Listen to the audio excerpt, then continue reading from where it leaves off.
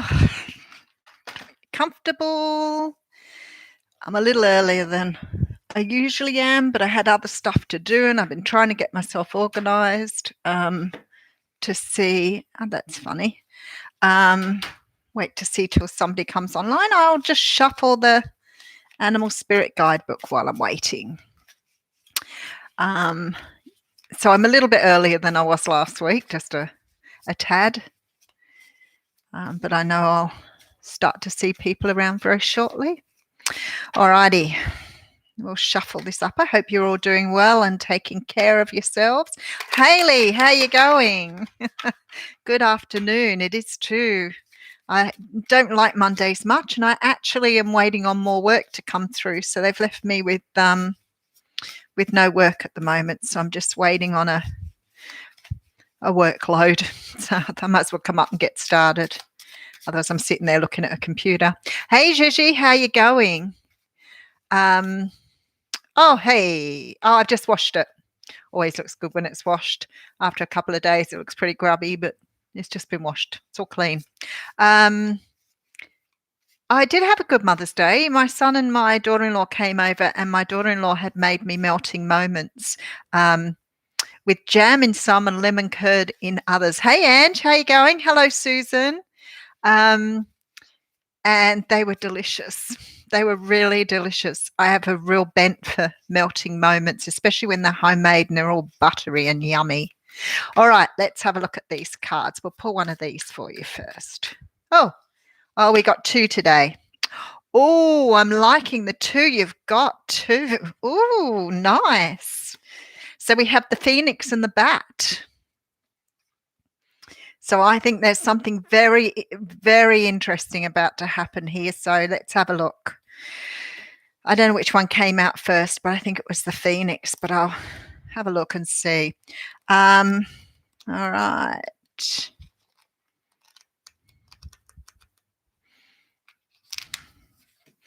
All right, we'll call the Bat first because I found it first. So the Bat talks about darkness, letting go. Oh, here we go with that whole theme of letting go and just trusting the universe again. And death leading to rebirth. And guess what the Phoenix is about? Rebirth.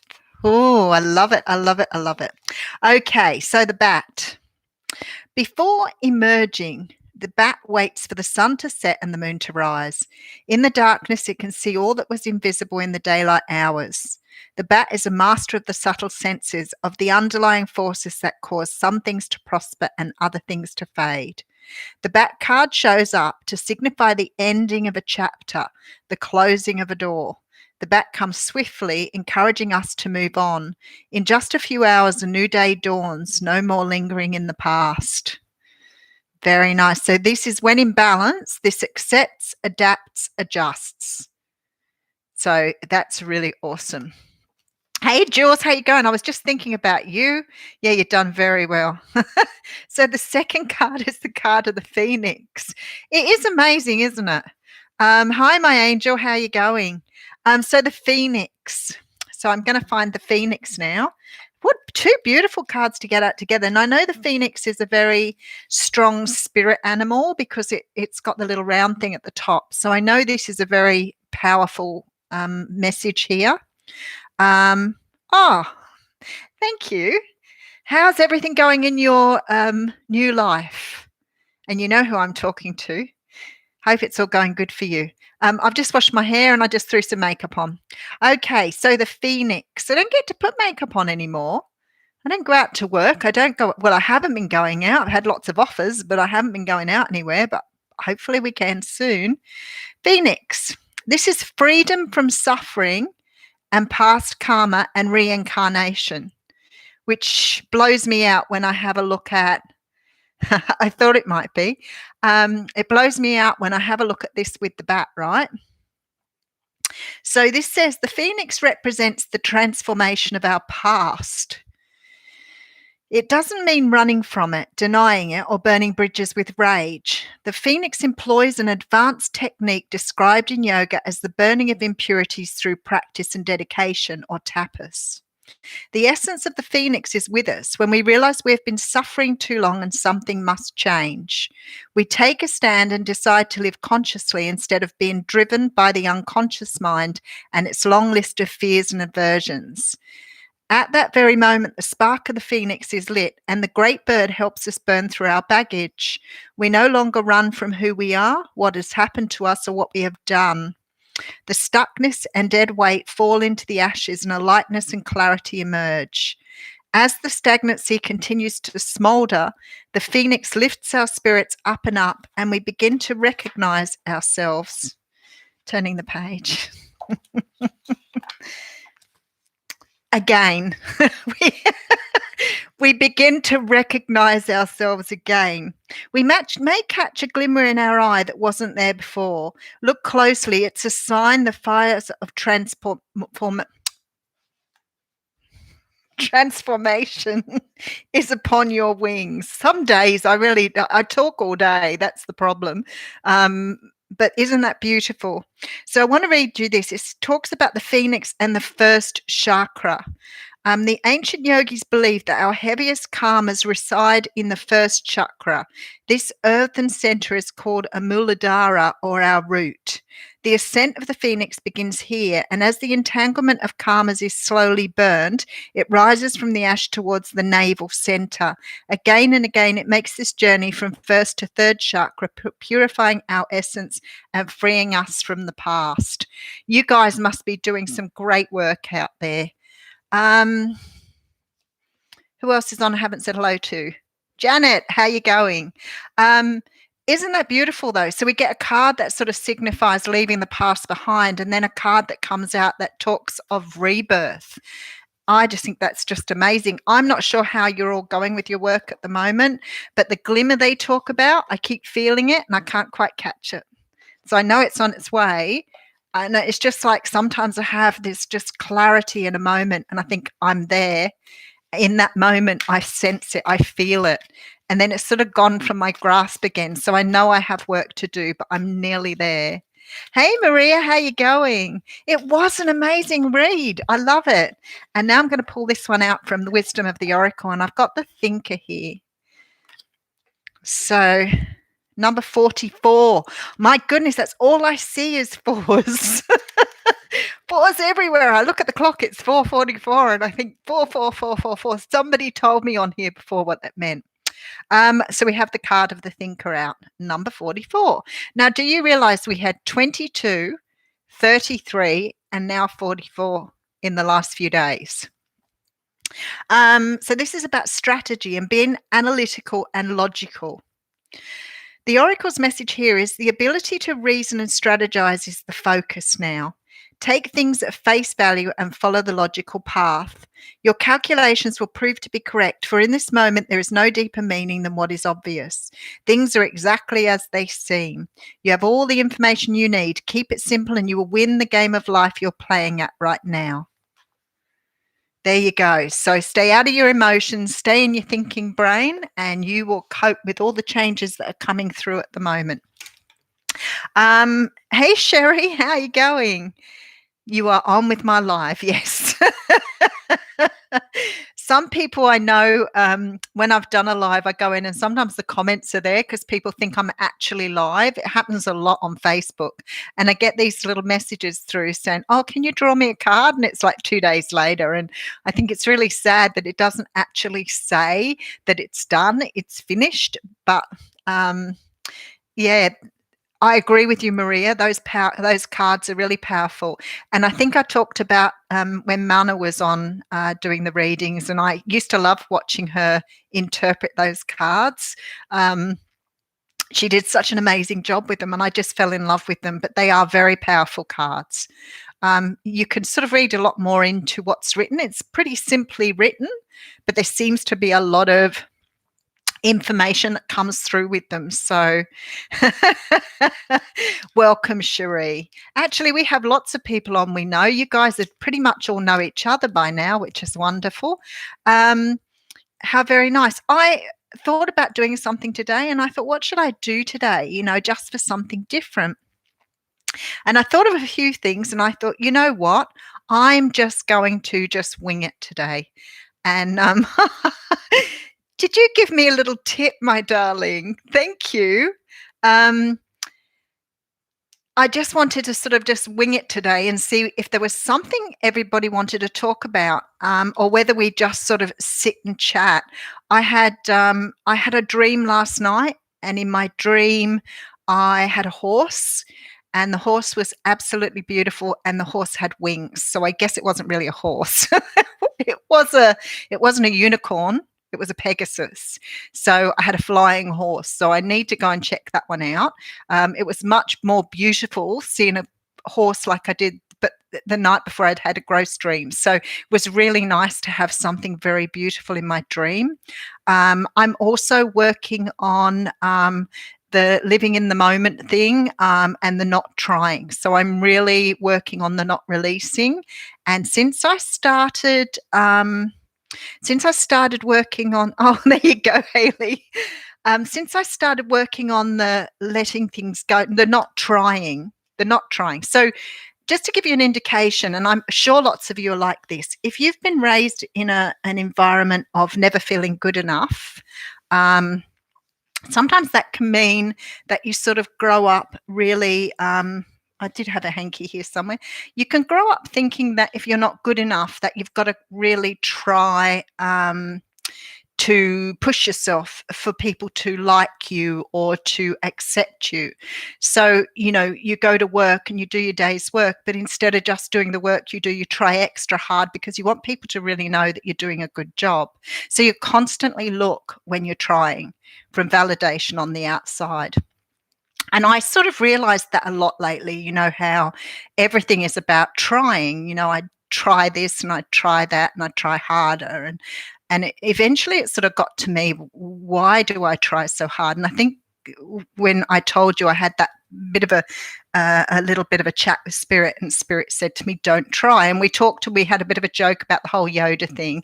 And I realized that you just have to learn to be, not to try. So you do what you need to do, but you don't try harder. You just do what you need to do. And that's sort of a bit of a bit of a different mindset, trying to get into that one. But, since I've done it, I've been sleeping at night.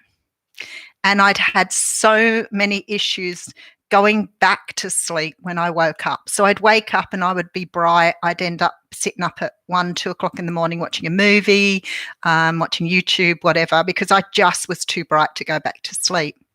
And I started to meditate, but sometimes I would just be in the meditation and it just wouldn't get me in. Even the sleep meditations wouldn't get me past that point. It was almost like my anxiety or my something within me would stop me getting past that point. And then after that message from Spirit with the don't try, I thought, well, now from here on inwards, I'm not going to try to go back to sleep. I'm just going to be. And it's happened. It's worked every time for me, just stopping in that moment and allowing myself to be. See, there you go. You've got to be careful how you say that too, Scott, because you've said, and never go back to sleep. So don't say never. You just got to learn to be rather than trying. And I think what happens is when we wake up, the frustration gets so much for us because we're tossing, turning, moving. And I remember going to the doctor and the doctor saying, you need to have good sleep hygiene. Don't do this, don't do that. And I tried everything that the doctor said. I Googled everything. I tried it all. But my mind was just so active when I woke up, and I'd be trying to discover the secrets of the universe at 1 o'clock in the morning. So what I started to do was just, instead of trying, I just laid, and I just laid there, and I didn't think about anything. I thought, I'm just going to be.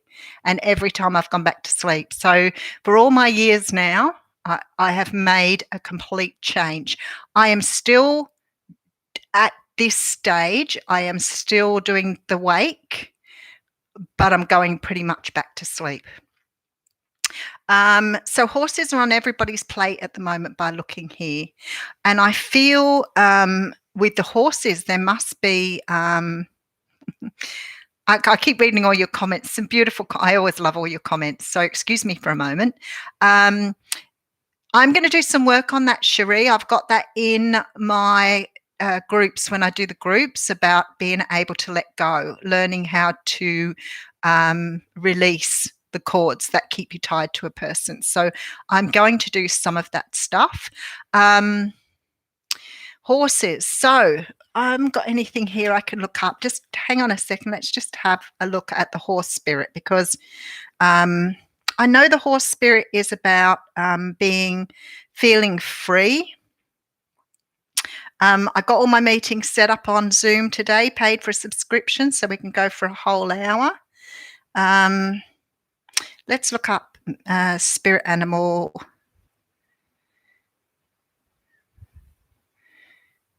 Horse.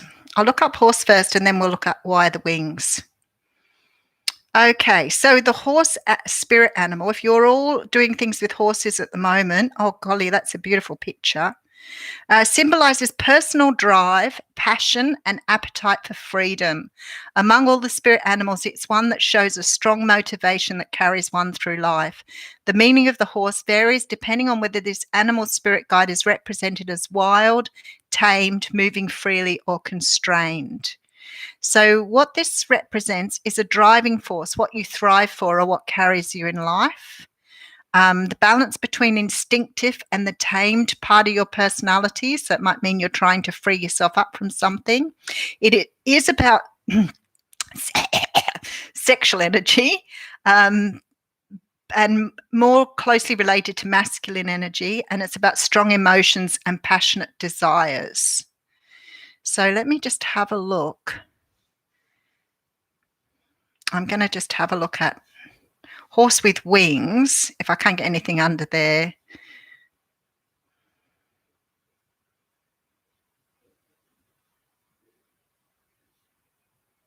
We'll see how that goes first.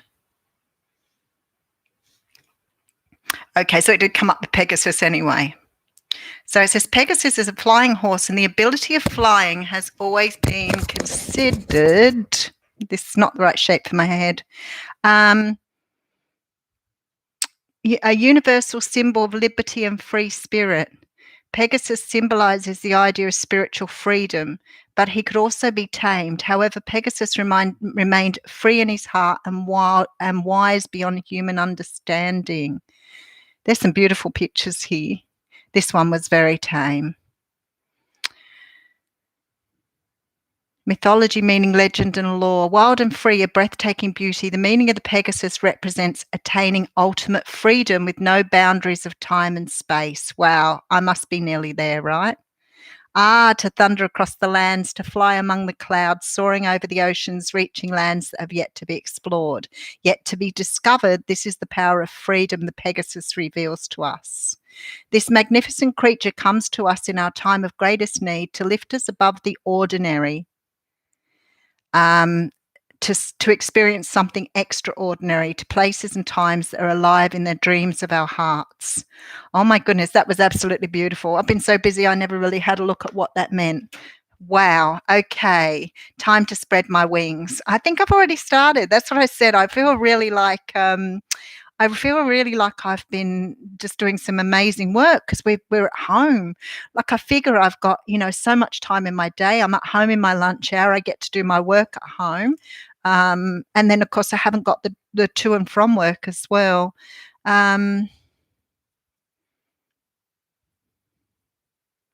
Oh, very nice. We need to do some work on crystals, Jules. I'm sure we have some really crystal people. I mean, I know some basic stuff, but I really don't have the knowledge that some of you do. So there you go. So there's so many horses here. The wild horses. Daryl Braithwaite, wasn't it? The horses or whatever it's called. I haven't heard back from my work yet, Scott, but it's really hard because you have to send your application to a big manager and they never let you know whether they've received it or not. They usually send it on. So hopefully I'll hear very, very shortly. Yeah, so there you go. So that was my dream last night. Does everybody, because we talked about this last time, and I know a few of you gorgeous people don't remember your dreams or don't feel that you dream. But it's interesting how we're all getting horses now, because a couple of times I've said things to you and you've all sung along with me. So we're obviously building a very strong community amongst us here. So crystals have a male and female, Jules. They have like a male and female energy. Is that what you're saying? Cooperite, female power. I don't know cooperite. I know, or cuprite. I do know pyrite is male. Well, that's interesting then. That would be really good for spell casting if you were going to cast spells. Not that you go against people's, I know people talk about free will and all that sort of stuff, but yeah, it would be interesting to know that, how they actually vibrate and whether they have different, well, they obviously vibrate, but I wonder if they vibrate at different levels too. Because I always say to people, like, I carry clear quartz around with me all the time, and I've had people say to me, wow, I couldn't do that. That's just too strong for me. I can't even have it in the bedroom, they say. And I'm like, I use it all the time. I have clear crystal always around me. But I don't think it's because it's too powerful. I just think that it vibrates nicely where I need to be. So when I'm doing a lot of readings, especially if I do the weeklies and I do the 12 straight, I find that the clear quartz sort of helps me retain my energy. So I go with that. Oh, there you go. That's nice, Tamara. Why do you wonder why with your dreams, Janet? I think that when you don't remember your dreams, it's generally because you've had a deeper sleep. Either after you come out of the dream state, you might go into another deep sleep, or that you sleep more deeply than other people. Because the dream state sort of sits between, I think it sits between light and deep sleep. So you sort of phase in and out of it. I get all of my deep sleep as soon as I go to sleep, I go straight into a deep sleep, and I'll stay in a deep sleep from anywhere from 10 minutes to about an hour and a half. And then the rest of the night I'm in light and REM dream sleep. So I think it just doesn't, it just isn't the same with everybody. I think some people must have a deep sleep after they've dreamed because they don't remember. I very often wake up from dreams in the morning. And that's why I would say that's when I get the strongest messages through, when I'm in that sort of like dream state. I'm coming out of sleep and I'm still in the dream state. And I hear voices sometimes, and spirit speaks to me really loudly at that time. But that's really interesting there's been a lot of karma readings coming through the last few times I've read. And that's possible, Janet. It is possible that could be the case, that you've closed off your emotions, but I don't think so. I think you would still dream. I have met I have met people who said they don't dream at all, or they don't remember their dreams, but I don't think it's got to do with that. I think it's more to do with the sleep pattern. Yeah, the one thing that's beautiful about your dream, when I was young, I had a lot of repeat dreams. You know how you have the dreams that are repetitive, and I had very, very scary dreams. They were always scary. Maybe other people might not find that, but my dreams were always things like I'd be able to fly, and then something disastrous would happen, and I wouldn't be able to take off, and I knew something was coming after me and I couldn't take off. I'd dream of tidal waves, and I always had this dream that I would walk around and the walls around me were really high, and I never was able to see over the walls. Anyway, so that was when I was quite young. And as I got older, somebody sort of said to me one day, what you have to do is these things. If you're having a scary dream, look for the light switch and turn the light switch on. Okay. And I was like, okay, that's good. If you're coming around and you find that the wall's too big, look for a ladder. And with the other one, with the flying one, stop and face it. Don't run. So I was like, okay, so let's try that. So when I have the scary dreams, I can find the light switch. So I just turn the light switch on. That takes me straight out of the dream. I just automatically wake up. That was one of the best ones anybody ever told me. So it doesn't matter how scary my dream is, I'll always find the light switch, and I can wake myself straight out of the dream now. Um, with the facing your fears one, I learned to do that pretty quickly too. If you don't run, nothing comes after you. Because if you turn around and face it, it's got nowhere to go, so it just doesn't come after you. And the one with the walls, which is going to be quite funny now. I found a ladder, and I got the ladder, and I climbed up the ladder, and I still couldn't see over the wall. The ladder wasn't tall enough. And I remember thinking, the walls are always going to be too high for me to look over. I think it's something to do with control, something to do with being able to control what you're seeing. So I think I kept trying to see what was coming, trying to control what was coming in. And when I couldn't see over the top of the wall, I thought, well, I'm never going to see in front, so I need to just stop doing that. But that was all in my young years. Yes, we're talking about dreams, lucid dreaming. Hang on a second, let me just go back and read everything. Oh, that sounds really nice, Jules. I could learn so much from you with those crystals. Those are the ones you talked about, the pyrite and that. I'll have to write that down. Oh, okay, yes. It's the same as the falling dream, because I've been told I don't have falling dreams, but I've been told with the falling dream that most times you wake up before you hit the ground. So, do I contact people in my dreams? No, not really. I don't think so. I've never really tried it. I'll try and do it next time, and see whether I can. But the ladder. Yeah, that's what I thought. It was really funny because I got the first couple and I was like, cool, I've got this down. Went in for the ladder and got the ladder, put it up against the wall, and it still wasn't tall enough. And I was like, no, I can't do that one. I don't know how to find a ladder tall enough, or Spirit's not going to let me see beyond the walls. So I thought it was really interesting. The light switch works. I can guarantee you, if you look for the light switch, so if something's really scary in your dreams and you don't want to be there, look for the light switch.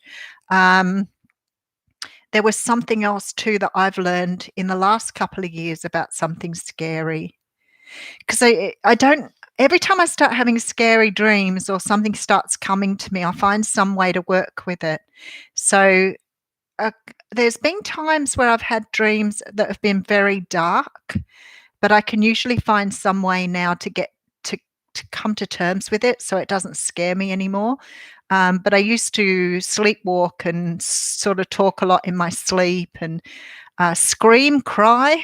Used to do all of those things, wake up absolutely covered in tears where I'd cried in my dreams.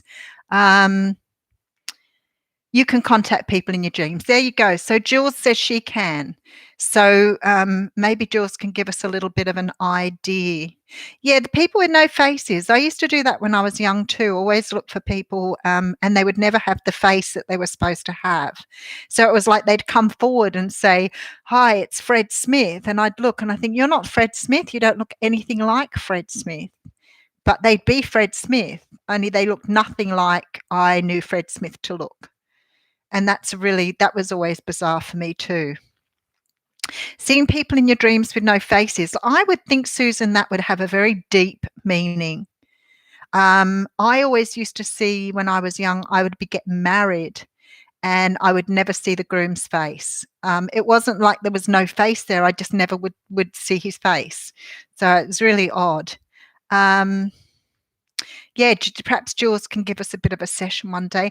I don't know if we can invite people onto the YouTube thing, but it probably might be worthwhile. Oh, that's what I wanted to share with you. Oh, going through my YouTubes last night and watching a few things, and I found this amazing film clip.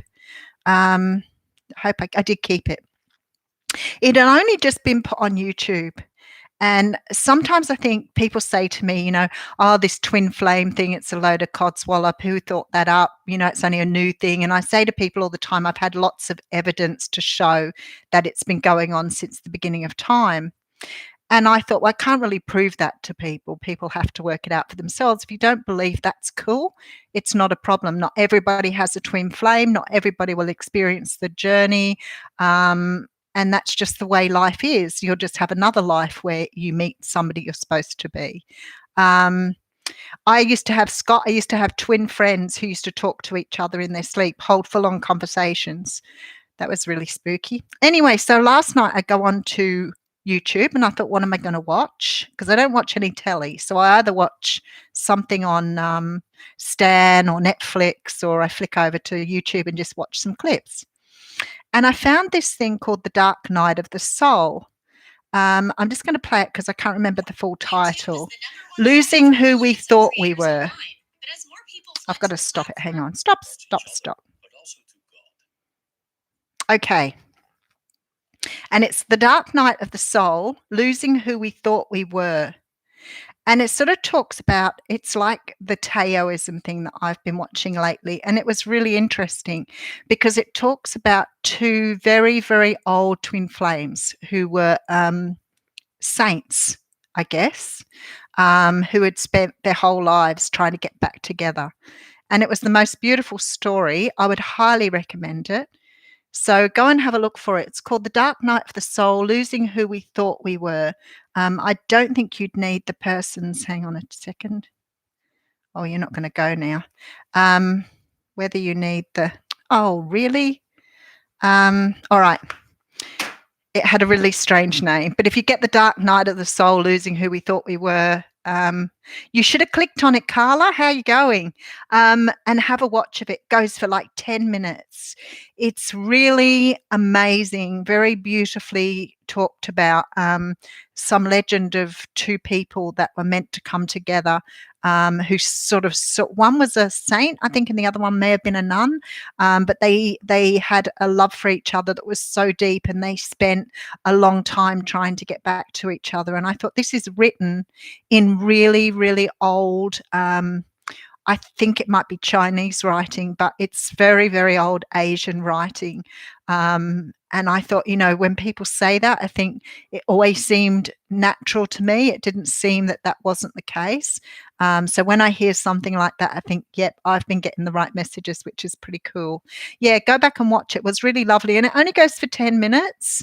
But if any of you are on that journey, it might sort of make you feel a little bit warm and fuzzy to know that it's been going on since the beginning of time.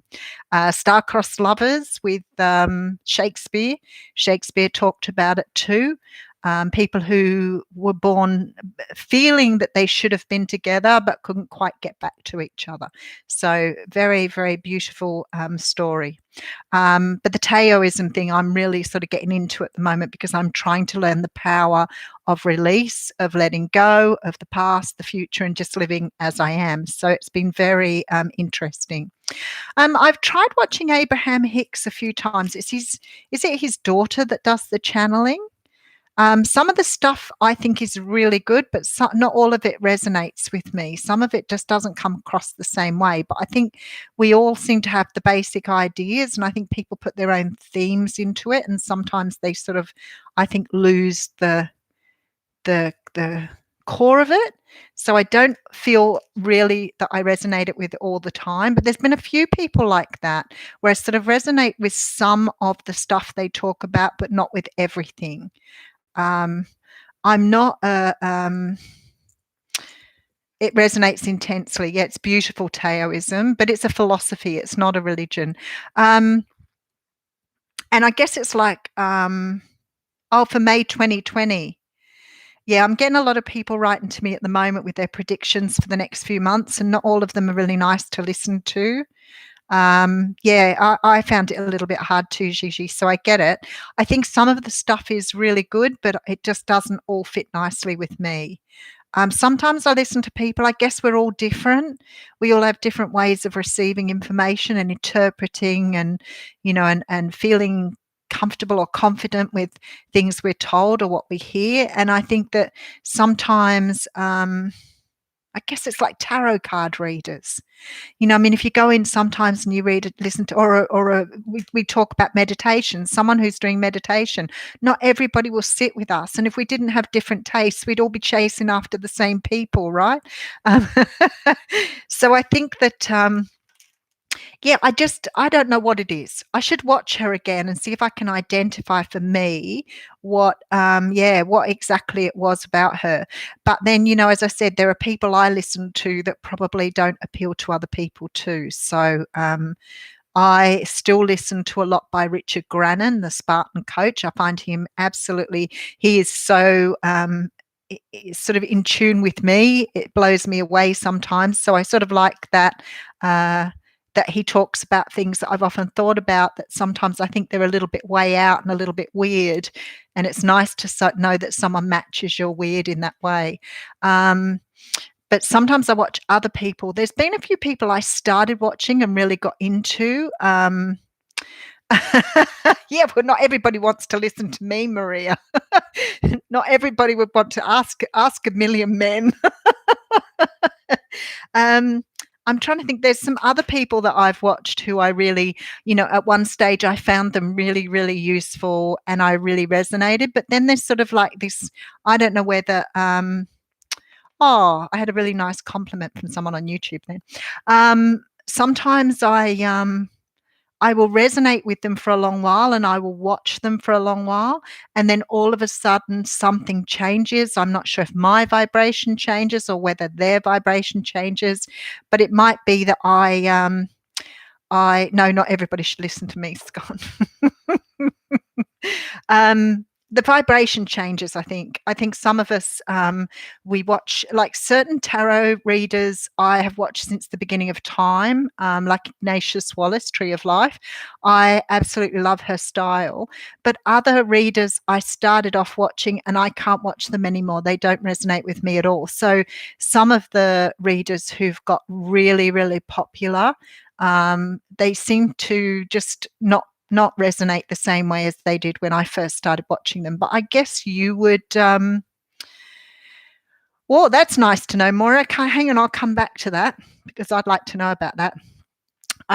But sometimes, yeah, I think something just happens where you maybe just you just go in a slightly different direction, and then the readings don't really sort of sit so much or so well with me as they did in the beginning. But you'd all be the same. We're all human. I think maybe maybe their vibrations changed for whatever reason, or maybe I am just being steered away because my intuition is saying I need to go in a different direction. Perhaps that's got part to do with it too. Past life and twin flame astrologers can look for past life connections in your natal charts. That would be really good to have done, actually. I'll have to have a look out for that. That would be really interesting. I've never thought about doing that, but that would be cool. I sort of know a bit of that myself, but it would be nice to sort of have someone else look into it too. Yeah, see, that's the same. See, I understand, Gigi, where you're coming from. I think that just somehow or another, our intuition changes. And as I said, maybe it's just our higher self saying, you don't need to listen to that anymore. It's not got anything there for you. Just move along. Very possible. Yeah, I don't really know too many astrologers I do know a couple of astrologers, but whether they would do that sort of work, I don't know. I have had charts done. And my chart, when I read my birth chart, I don't want to go into myself all the time. I read my birth chart, but it was really conflicting. And I found that a bit sort of weird. It was things like, oh, you love to socialize. And the next bit said, no, you don't like to socialize. And then it would say things like, oh, you love to do this. And then later on it would say, nah, this isn't for you. And I'd be like, this is just really confusing. What am I? What are you trying to say? But I realized probably because I flip between the Capricorn and the Libra so frequently, and with having other aspects of my chart in there too, I think that some things conflict between, say, Capricorn and, I don't know, Aquarius, or Capricorn and Scorpio. Maybe that's what happens. I don't know. What time was I born? My mother told me I was born a little bit after midnight, but when I went in and did it, the ascendant between 12 and 1 a.m. was Pisces, and I just didn't resonate with Pisces at all. And then I checked between, I think it was 1:30 and 2:30, and it changed to Scorpio. And I read Scorpio on the ascendant, and I was like, yep, that's me. Totally resonated. So I think I was born somewhere between 1:30 and 2:30 a.m. And yeah, I found the same, Gigi. I think that the birth charts are really, really good, and for the most part, mine really resonated. But it would be good to have somebody who's really strong on astrology to sort of see why that is, because it may just make, it might make the difference of 1 or 2 degrees. And it's like being born on the cusp of 2 star signs, where you might end up with the attributes of both. Yeah, I never really thought of asking the hospital. The hospital I was born in is not there anymore, but I would have the records. It's not on my birth certificate. Yeah, I know that I've done DNA, got someone to do DNA testing for me. And I know when the hospitals close down, they still have to leave their records with someone else. Yes, Lauren, I remember you saying to me you were on the cusp of 2 star signs. And I know with most people I know on the cusp, they seem to flip between both. They both resonate, but they might go backwards and forwards between the two. And a lot of people just seem to pick one and go with one, and then they say to me, "I'm this," and I think, no, you're not. You're the other. You're the other. Aries, Taurus, yeah. And Aries and Taurus, this is a really good example. And it doesn't matter where you're born. If you're born on the cusp, usually the 2 signs you're born in between are very, very different. So Aries and Taurus people, in their basic character as a sun sign, are very, very different people. And that's true, Dragon. Yes, you might resonate more with your moon sign. And that's why I always say to people, check your moon sign. Really important. Oh, that's nice. I'm getting little messages here as we talk. Lovely. Get really distracted. So, Maria, does that mean you're on the same cusp between Aries and Taurus? Okay. Oh, what happened there? That was really interesting. A screen came up. 20 minutes either side of your thoughts of creation will take over. Oh, that's very interesting. Very nice, Jules. That sounds really nice. I'll have to look into that a bit more. Sometimes I think it would be really good. So once they get the Zoom up and running, I can have up to 100 people on Zoom.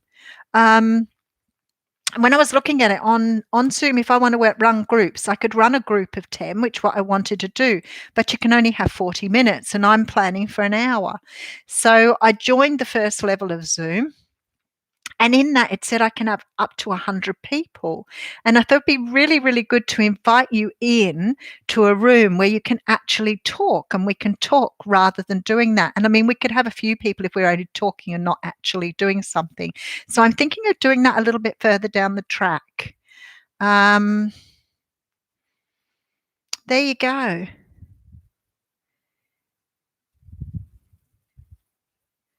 Zoom, we're doing a special during this time, no time limit during Corona. Oh, really? I didn't know that. That's interesting. Hang on, Moira's just saying, when the chart is not accurate, try looking at the shadow side of the sign. Just like tarot reversals, we may not be manifesting at the highest level of our potential. You guys have so much information. Like, I could learn so much from you. And that's why I think if you had a Zoom group, then you could all talk about this stuff, and we'd all be able to learn from you. And that's what I said. My chart, it's not that my chart is not accurate. My chart, it conflicts. So I might have something in one aspect of myself that says I like the color blue, and then in another aspect of myself it says do not go near the color blue, you'll hate it. And I think that is where I have an issue. I think, how do I know then? Well, of course I know whether I know the color blue, but you know what I mean. It's like, how do you know then why it is that you have those conflicts within your chart? What are those conflicts? See, I think way too deeply. My daughter always says to me, Mum, you just think too much.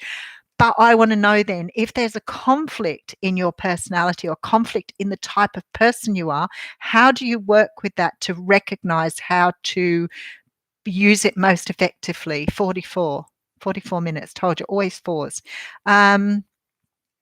Moira, I'm definitely going to organize a Zoom group a little bit further down the track. I have to work out how I can get you all on board. Stephen Forrest's book, The Inner Sky. Oh, there's another book for me to read after I've read the 3 I've just bought. Stephen Forrest. I also want to tell you about a book too, so don't let me forget The Inner Sky. I'll bring it up with me tomorrow. Because a lot of people healing at the moment from narcissistic relationships and childhood stuff. And I was watching Richard Grannon the other night, and he mentioned a book that I'd bought when he mentioned it a couple of years ago, and it's called no, I'll bring it up with me tomorrow. I'll bring it up with me tomorrow. Oh, see, Libra Moon. Over analysis paralysis. So I have to think out everything. And I used to say to people, I can't imagine when someone says to me, Yvonne, you need to do that. I say, okay, why do I need to do that? If someone says to me, you just need to do it, it irks me to the nth degree.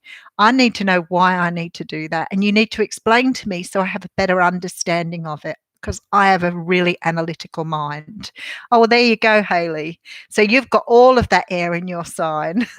At least I have a bit of balance: air, earth, water. And then the bulk of my chart is Sagittarius. I have a lot of Sagittarius. So you need the why too, Lauren.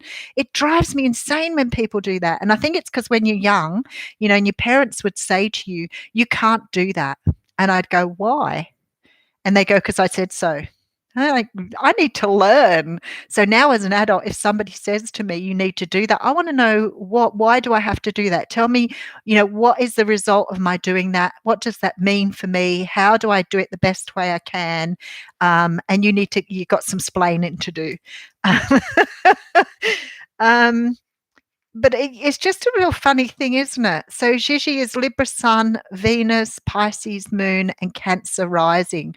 Oh, lots of water. Pisces, a lot of deep with the Cancer. You would be a very deep emotional person. Things would really hit you hard. You too have lots of Scorpio and Sag too, Hayley.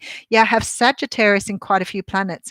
My Venus is in Aquarius, so that's a little bit sort of quirky and a bit different. But the Scorpio's in my ascendant, and I do know the Scorpio thing, because I do think that things do, sometimes I do get a bit sort of bent out of shape by people and hold on to things that I know I shouldn't, which is very much a Scorpio thing. But I've got a book called downstairs called From Surviving to Thriving, if you've ever heard of it. I can't think the guy's name's Peter somebody. And I remember reading that some time ago when I was on the journey of learning about narcissistic or abusive relationships. And that book takes you right back to the beginning, and it was such a good book. Hang on, let me see if I can find it. Rather than bringing it up. I can't get out of that YouTube clip now, which is a bit annoying. Oh boy. No, I can't get out of my screen.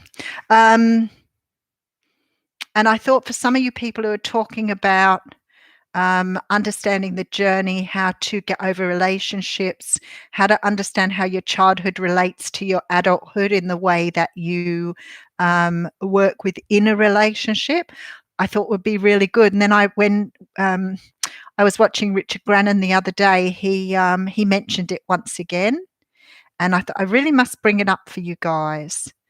Moira, I'm almost all water. Pisces Sun, Pisces Moon, Pisces Mercury. Oh my goodness, and Pisces Chiron. Wow, you know so much about stars. You've got Capricorn rising, and that's probably going to keep you pretty stable, actually. Having a nice, firm, earthy rising. Very interesting, isn't it? And I remember looking at the north and south nodes so I could understand them better too. And I have Scorpio in my north node. So a little bit of Scorpio, a little bit of Sag, a little bit of earth, a little bit of air. So I'm sort of got pretty good spread of everything. But you looking at you or water? And do you consider, Moira, that you are a really emotional, deep emotional person? I love your sense of humor. Capricorn keeps me from washing away completely. I would say that's probably really good that you've got that Earth there. The Human Magnet Syndrome, The Codependent Narcissist Trap is a good book. I've read some really, really good ones. The Dance of the Narcissist and Empath, the dance, I think it's called The Dance of. That was a really good one. And I've read lots of them. I kept them downstairs because I always think I might need to flip back to one every now and again. So okay, let's just have a look and see if I can find this guy's name that's written this book. Yeah, 3 Grand Trines in Water. So do you not, Moira, do you do natal charts or I know you can do your natal chart on Cafe Astrology, but I paid for my charts to be done a long time ago, and I guess they're really not going to change a whole lot. So is it worth, how worth is it? Is it worth redoing after a number of years, or is it that once you've had one done, it's not worth doing again? Just out of curiosity, asking for a friend. Okay. I'm sure it's Pete Smith, but I will check this out.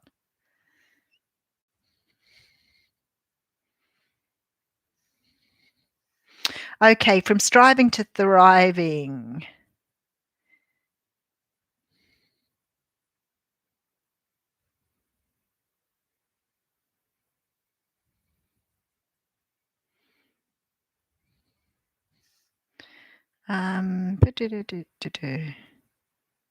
No, it mustn't be called that. I must have got the.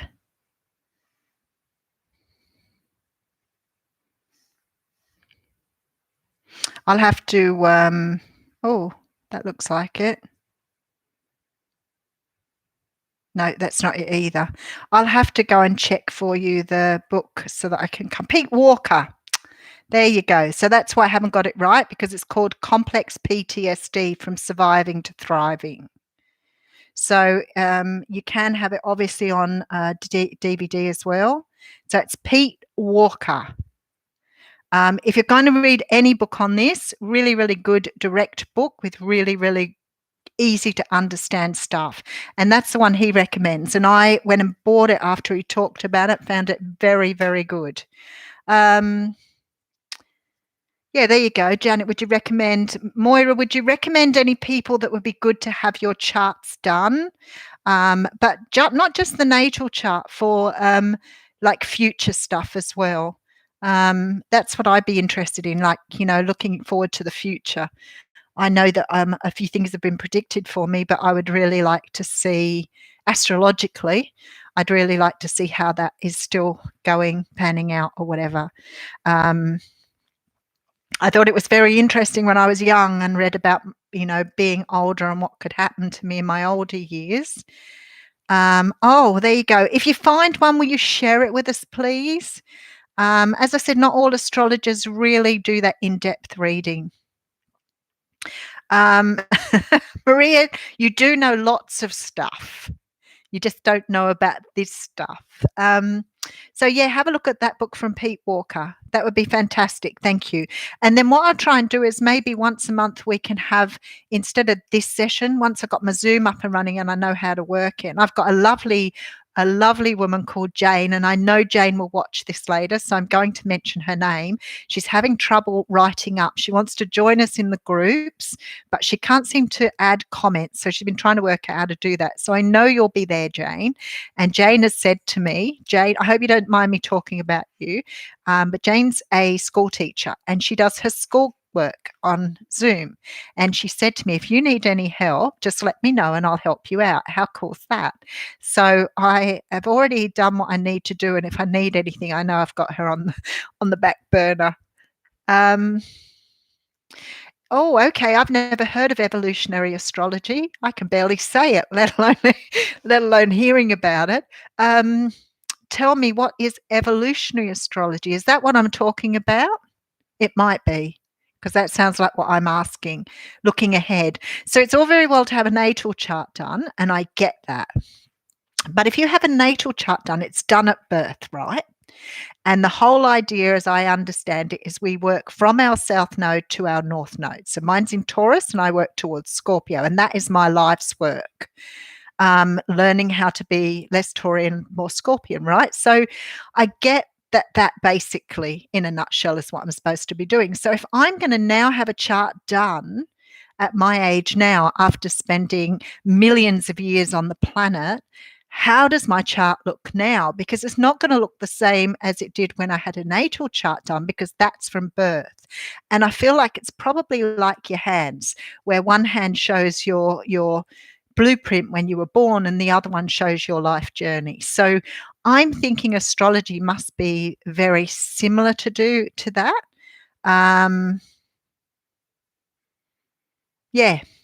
So it would be really good to know if having a chart done now for my life at this moment, where my planets are, would look very different this time to what it would have done when I was born. Does that make sense? So Moira, if you can find out about that, that would be fabulous, because I'm sure that if you find someone, they will be inundated with very curious people.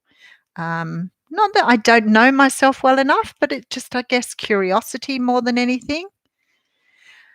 Anyway, I suppose I better go. It's been nearly an hour. I enjoy these chit chats.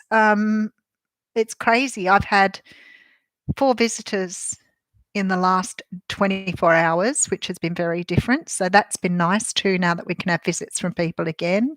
It's hard to visit people without hugs though. And that is really tough, because they said you can have visitors, but you've got to socially distance still. It's hard not to cuddle your grandchildren. Alrighty, so I'm going. Have a super day. Take care of yourselves, and we'll meet again tomorrow, possibly around about the same time. Much love, and thank you for joining me. Mwah.